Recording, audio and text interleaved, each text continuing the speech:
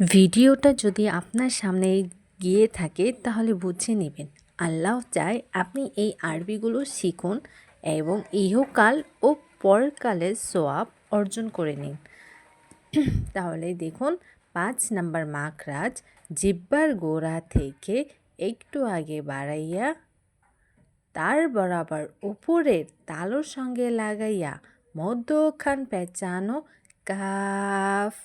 6 নম্বর মাখরাজ জিহ্বার মধ্যখান তার বরাবর উপরের তালুর সঙ্গে লাগাইয়া জিম শিন ইয়া। 7 নম্বর মাখরাজ জিহ্বার গোড়ার কিনারা উপরের মাড়ির দাঁতের গোড়ার সঙ্গে লাগাইয়া তৎ দত। ভিডিওটি ভালো লাগলে ফলো দিয়ে পাশে থাকুন, শেয়ার করে দিন।